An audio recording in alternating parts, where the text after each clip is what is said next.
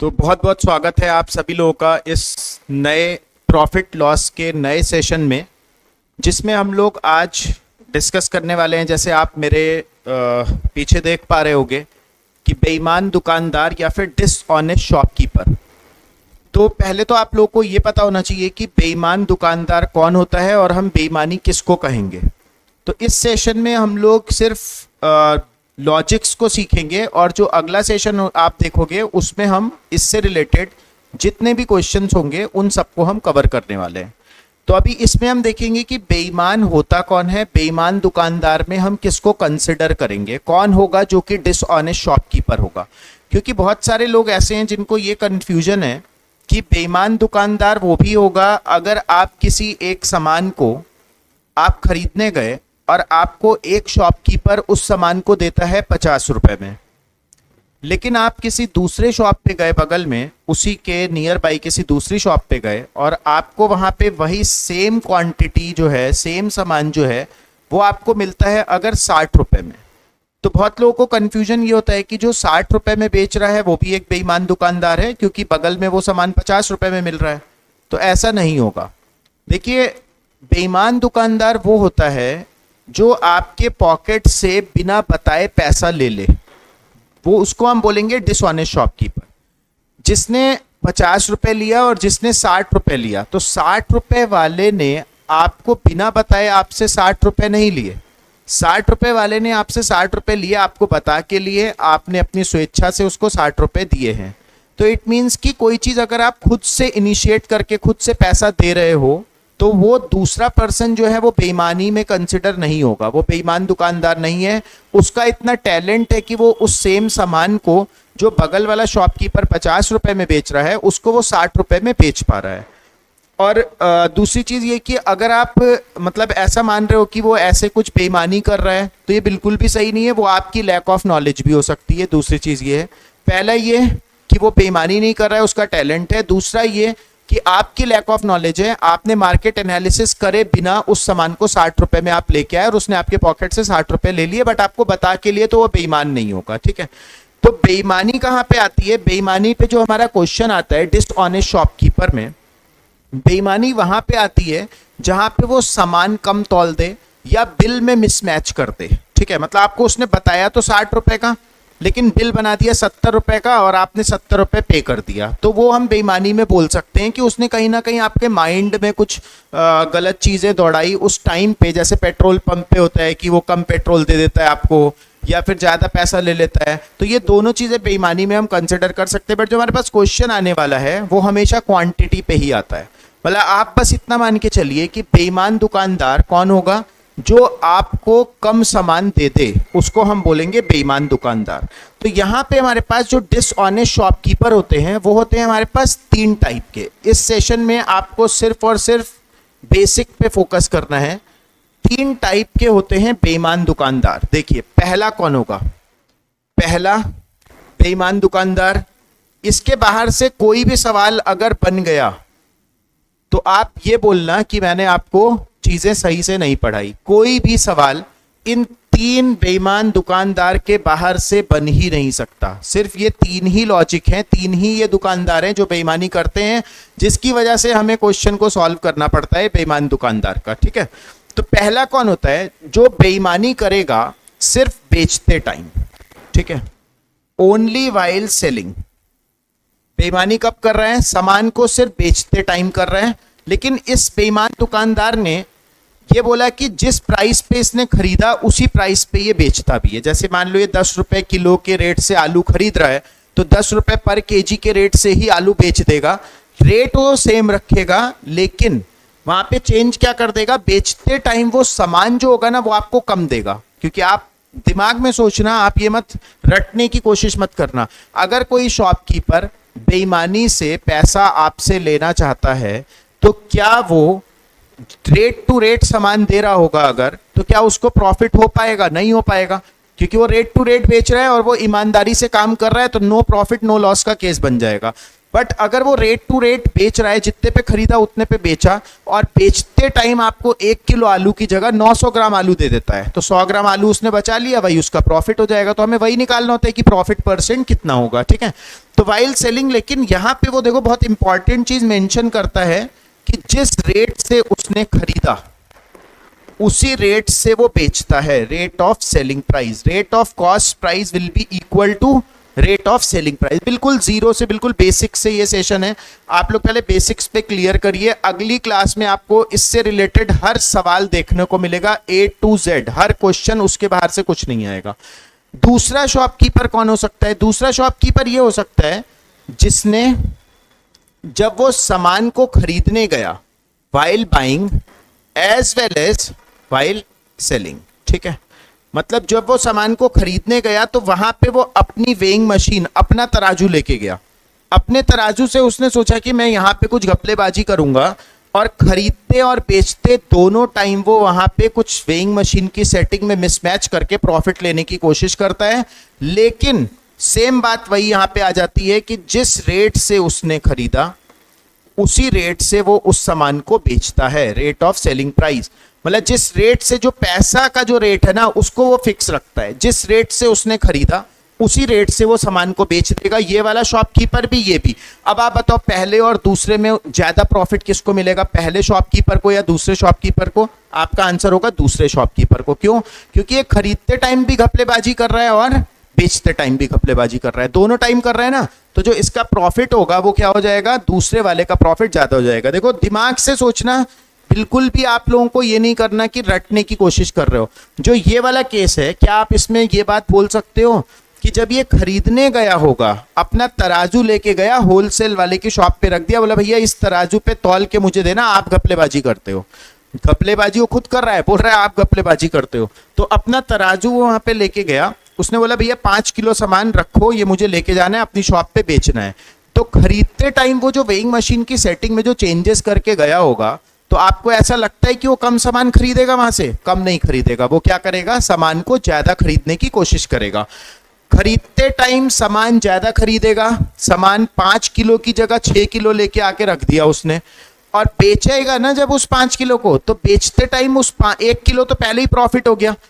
अब 5 किलो की बात करेगा, जो वो 5 किलो जब वो बेचेगा ना, तो वहां पे फिर से वो वेइंग मशीन की सेटिंग में चेंज कर देगा और अब वो कम सामान बेचने की कोशिश करेगा। मतलब बेचते टाइम का जो उसका प्रॉफिट होगा और खरीदते टाइम का जो प्रॉफिट होगा, दोनों में उसने बेईमानी कर दी। लेकिन एक चीज देखो, वो कितना ईमानदार बन रहा है अपने कस्टमर के सामने कि वो जिस रेट से खरीद रहा है उसी रेट से बेच रहा है। और ये बात सही भी है, 50 रुपए किलो खरीदा, 50 रुपए किलो ही बेच रहा है, लेकिन वो प्रॉफिट ले लेगा। क्यों ले लेगा?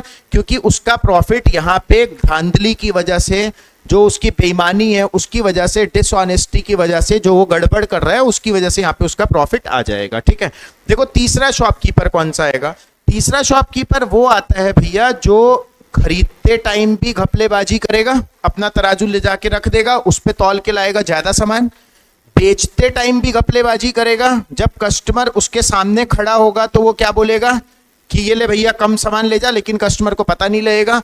और कितनी इंपॉर्टेंट चीज कि जो यहाँ पे रेट ऑफ सेलिंग प्राइस होगा, rate of selling price will be more than, क्या will be more than rate of cost price. ठीक है, जो सेलिंग प्राइस का रेट होगा वो कॉस्ट प्राइस के रेट से ज्यादा होगा इसका।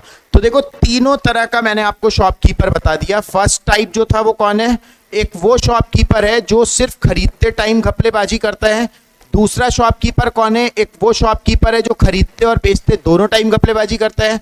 तीसरा शॉपकीपर कौन है? जो खरीदते बेचते दोनों टाइम घपलेबाजी करता है और ज्यादा प्राइस पे भी बेचता है। तो यहाँ पे देखो जो सबसे ज्यादा प्रॉफिट लेने वाला है वो तीसरा शॉपकीपर, उससे कम दूसरा, और पहले वाले को सबसे कम यहाँ पे प्रॉफिट होने वाला है। ठीक है, तो अभी हम कुछ बेसिक एग्जाम्पल से ना इन तीनों को समझेंगे।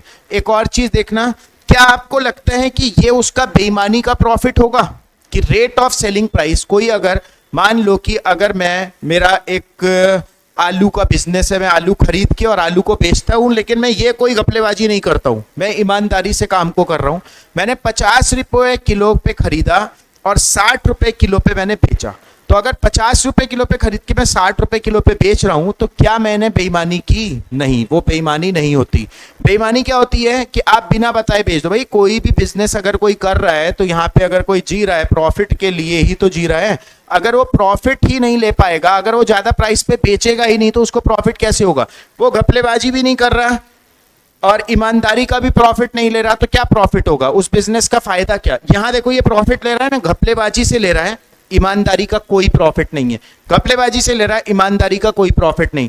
घपलेबाजी का भी प्रॉफिट है और ईमानदारी का भी प्रॉफिट है, मतलब ये हम डिसऑनेस्टी नहीं बोलेंगे। ये कौन सा प्रॉफिट होगा उसका? ऑनेस्टी का प्रॉफिट होगा, ईमानदारी का प्रॉफिट होगा। ठीक है, देखिए अभी क्वेश्चन कैसा बन सकता है, हमेशा आपको क्या देखना है, कहीं पे भी अगर आपको बेईमानी का प्रॉफिट निकल गया, बेईमानी का प्रॉफिट परसेंट निकल गया, ठीक है, तो सीधा आपका वही आंसर हो गया। बट अगर वो तीसरे टाइप का शॉपकीपर है तो उसका यहां पे एक ईमानदारी का भी प्रॉफिट परसेंट आएगा, ठीक है, एक बेईमानी का प्रॉफिट आ गया, एक ईमानदारी का प्रॉफिट आ गया। अगर कोई शॉपकीपर सिर्फ बेईमानी से कमा रहा है तो क्वेश्चन यहीं पे खत्म हो जाएगा, हमारा आगे बढ़ने की जरूरत नहीं है। बट अगर कोई शॉपकीपर बेईमानी और ईमानदारी मतलब ज्यादा प्राइस पे भी बेच रहा है, अब उसका अगर हमें टोटल प्रॉफिट निकालना है तो हमको क्या करना पड़ेगा, हमेशा ध्यान रखना, बेईमानी ईमानदारी दोनों अगर मिल जाते हैं तो वहां पे आपको लगाना है सक्सेसिव, बस इतना।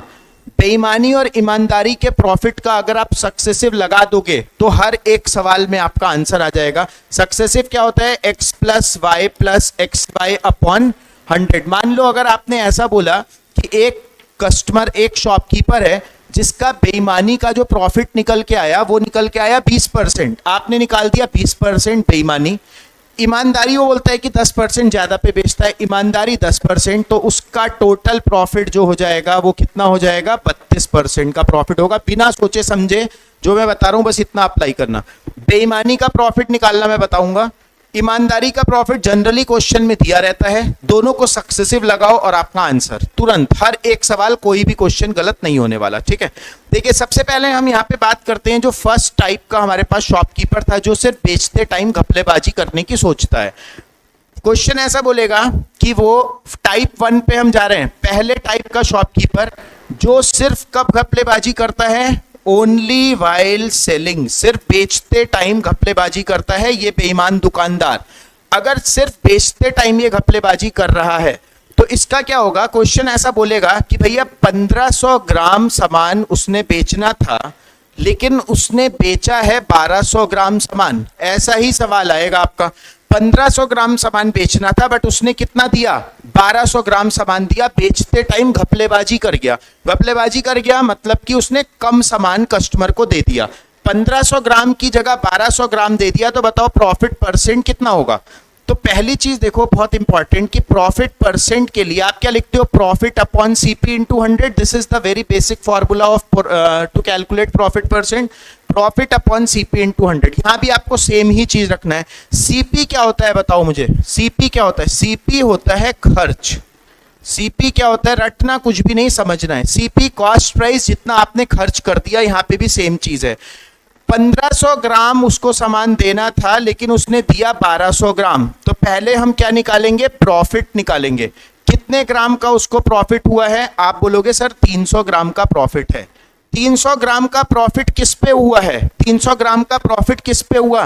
प्रॉफिट हमेशा किस पे कैलकुलेट होता है? Cost price. यहाँ पे कॉस्ट प्राइस कुछ नहीं है, रुपीस की। मेरे जब तुम मुझसे पढ़ोगे प्रॉफिट लॉस में डिसऑनेस्ट शॉपकीपर, रुपीस की बात भी नहीं होगी, सिर्फ ग्राम पे क्वेश्चन चलेगा। ग्राम, केजी, लीटर, क्वांटिटी की बात है क्योंकि घपलेबाजी क्वांटिटी में ही होती है।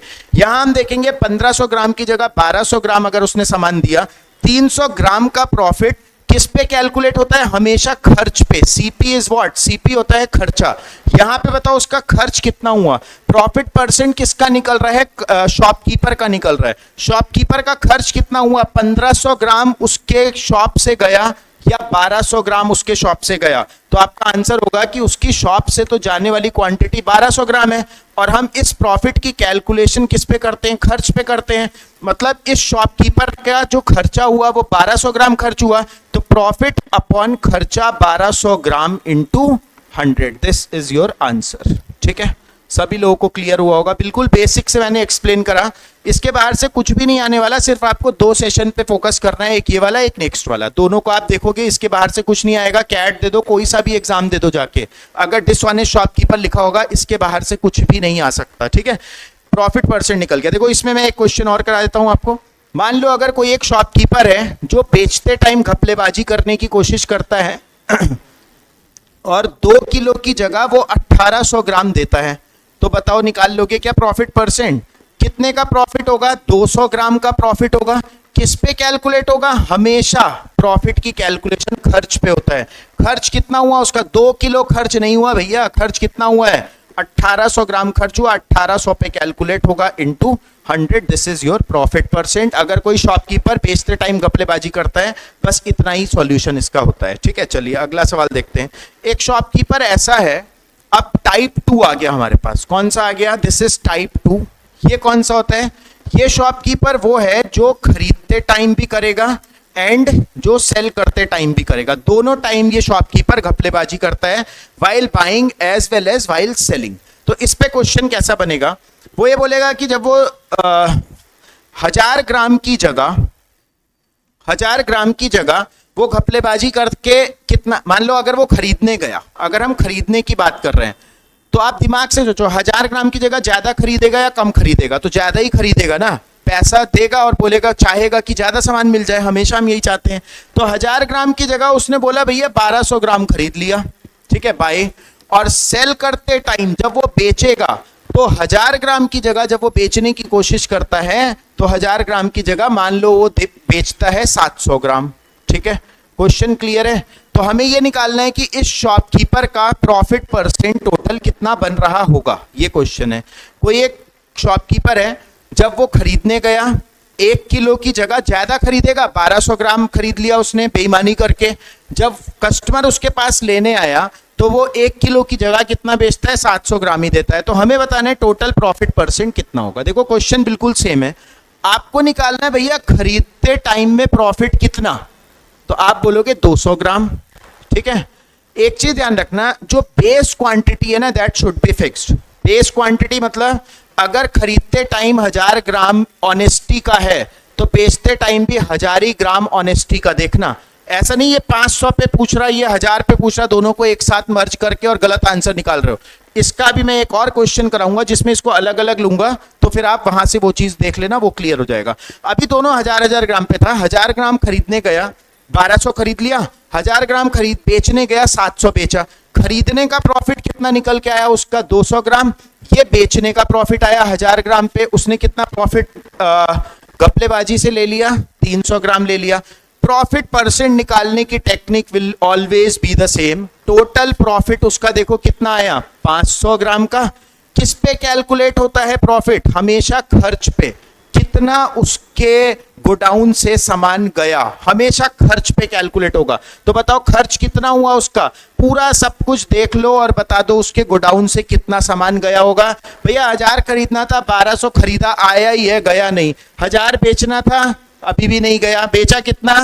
बेचा उसने 700। गया कितना उसके पास से? खर्चा कितना हुआ? 700 ग्राम। तो बस 700 पे कैलकुलेट करो इंटू 100। ठीक है, प्रॉफिट अपॉन खर्चा into 100, profit upon CP into 100 को भूल जाओ, प्रॉफिट अपॉन खर्चा इंटू 100। जितना उसके पास से सामान गया वो सब किस में कैलकुलेट होगा? उसके खर्च में कैलकुलेट होगा। ठीक है, देखो अभी इसी का ना मैं एक दूसरा आपको कराता हूं क्वेश्चन। कोई एक शॉपकीपर ऐसा था जो खरीदने जाता है जब, तो वो 2000 ग्राम की जगह 2000 ग्राम की जगह क्या खरीदेगा? ज्यादा या कम? ज्यादा ही खरीदेगा। 2000 ग्राम की जगह वो खरीदता है 2400 ग्राम। घपलेबाजी करा और खरीदने गया था 2000 ग्राम, लेकिन लेके कितना आया? 2400 ग्राम। अब बेचने की बारी आ गई। बेचने की जब बारी आई तो क्वेश्चन में ऐसा दिया हुआ था कि वो ना 1000 ग्राम की जगह बेचता है 800 ग्राम। ठीक है, बेचने का, वाइल सेलिंग। सेल करते टाइम वो 1000 ग्राम की जगह कितना बेचेगा? 800 ग्राम बेचेगा। मैंने आप लोगों को क्या बताया कि जो ये बेस है ना, दिस शुड बी सेम, ये हमेशा सेम होना चाहिए। यहाँ पे तो अगर वो ईमानदारी से करता 2000 की बात कर रहा है, अगर ईमानदारी से करता 1000 की बात कर रहा है, दोनों को सेम कर दो, कितना भी कर दो, 1 ग्राम कर दो, 10 ग्राम कर दो, 5 किलो कर दो, 8 किलो कर दो, कितना भी कर दो, दोनों के बेस को सेम करो। देखो 2000 की जगह 2400 ग्राम वो बेचता। ठीक है, यहां पे भी बता दो अगर खरीदता, यहां पे भी बता दो अगर 2000 ग्राम की बात होगी तो क्या वो 1600 ग्राम बेचता? अगर 1000 ग्राम कोई खरीदने आया 800 ग्राम बेचा, अगर कोई उससे खरीदने आ गया 2000 ग्राम तो कितना बेचेगा? 1600 ग्राम बेच देगा। तो क्या अब हम यहाँ पे देखेंगे किन दो को आपको कंसिडर करना है? कौन से दो को? देखो एक तो आपको ये वाला देखना है, 2000 ग्राम वाला, और एक ये देखना है बेचते टाइम वाला। दोनों का बेस हमने कर दिया सेम, दोनों बराबर होना चाहिए, आप आंसर निकाल लोगे। तो अगर देखो 2-2000 पे है, 2000 खरीदने गया, 2400 खरीदा, तो खरीदने का प्रॉफिट 400 ग्राम।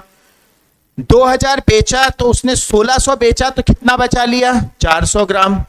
टोटल प्रॉफिट कितना बचा लिया? 800 ग्राम। किस पे कैलकुलेट होगा? प्रॉफिट की कैलकुलेशन हमेशा खर्चे पे होती है। खर्चा बता दो कितना हुआ, ना तो ये खर्च हुआ, ना ये खर्च हुआ, ना ये खर्च हुआ। खर्च हुआ कितना? 1600 ग्राम खर्च हुआ। 1600 पे कैलकुलेट करो, इंटू 100 करके तुरंत आंसर बोलो कितना? 50% होगा आंसर इसका। ठीक है, सभी लोगों को क्लियर होगा बिल्कुल ग्राम की टर्म में। अब बात करते हैं, एक बार सवाल आ जाता है इसी टाइप का कि एक शॉपकीपर है जो 10% का घपलेबाजी करता है वाइल बाइंग, ठीक है, खरीदते टाइम, और 20% की घपलेबाजी करता है कब? बेचते टाइम, मतलब वाइल सेलिंग। ठीक है, 10% की घपलेबाजी है और 20% की घपलेबाजी है कब? बेचते टाइम। अगर ऐसा सवाल आ जाए तो आपको क्या करना है? ऐसा मत, successive will not be the answer. Successive कब होता है? सक्सेसिव तब होता है एक ईमानदारी एक बेईमानी दोनों का सक्सेसिव लगाया, आंसर आ गया। यहां पे दोनों बेईमानी का सक्सेसिव नहीं होता। दोनों बेईमानी वैसे ही सॉल्व होगा जैसे हमने किया था। अगर परसेंट बेस्ड क्वेश्चन है तो आप ऐसा मान लो भैया, एक ईमानदार आदमी अगर 100 ग्राम पे डील करता तो 100 ले लो, 200 ले लो, 1000 ले लो, आंसर हमेशा सेम आएगा। अगर ये ईमानदारी से काम करता, 100 ग्राम खरीदता, 100 ग्राम बेचता, ठीक है, 100 ग्राम खरीदता, 100 ग्राम बेचता, ना प्रॉफिट होता ना लॉस होता इसका। लेकिन ये बेईमानी कर रहा है। तो अब बताओ 100 ग्राम, मतलब हमने बेस को सेम कर दिया। खरीदते टाइम भी 100 ही ग्राम की बात करना, बेचते टाइम भी 100 ही ग्राम की बात करना। तो खरीदते टाइम बताओ, जब ये 100 ग्राम खरीदने जाएगा तो क्या ये 100 ही ग्राम खरीदेगा? ये 10% क्या करेगा? घपलेबाजी करने की कोशिश करेगा, और 100 ग्राम की जगह कितना खरीद लेगा? 110 ग्राम खरीद लेगा। अब बात 110 ग्राम की नहीं है। अब फिर से जब वो बेचने की बारी आएगी ना, तो बेस शुड बी सेम, फिर से उसी 100 ग्राम की बात चलेगी। जब ये 100 ग्राम बेचने की बारी आएगी ना, जब ये 100 ग्राम बेचेगा तो ये कितना बेचेगा? 100 ग्राम की जगह 20% कम सामान कस्टमर को देगा। तो अब कितना दे देगा? 100 ग्राम की जगह 20% कम करेगा तो कितना दे देगा? 80 ग्राम दे देगा कस्टमर को। निकाल लो भैया प्रॉफिट परसेंट। कितना प्रॉफिट हुआ? खरीदते टाइम का प्रॉफिट कितना हुआ? 100 खरीदना था, 110 खरीदा, 10 ग्राम, यही वाला। बेचते टाइम का प्रॉफिट कितना हुआ? 100 बेचना था, 80 बेचा, तो ये 20 ग्राम का प्रॉफिट। टोटल प्रॉफिट कितना आया? 30 ग्राम आया। किस पे कैलकुलेट होगा? हमेशा खर्च पे कैलकुलेट होगा। ना तो खर्चा ये है, ना तो खर्चा ये है। खर्चा गया कितना उसके पास से?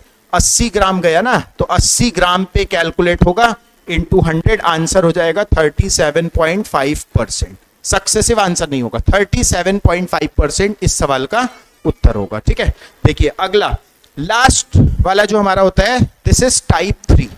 तो टाइप 3 के लिए, जो कि हमारा एक बेईमान दुकानदार भी है और ज्यादा प्राइस पे भी बेचता है। टाइप 3 ये होता है, वो बेईमान भी है और ज्यादा प्राइस पे भी बेचता है। तो बेईमान कौन है? जो घपलेबाजी करेगा। ज्यादा प्राइस मतलब ईमानदारी, वो बेईमानी नहीं है।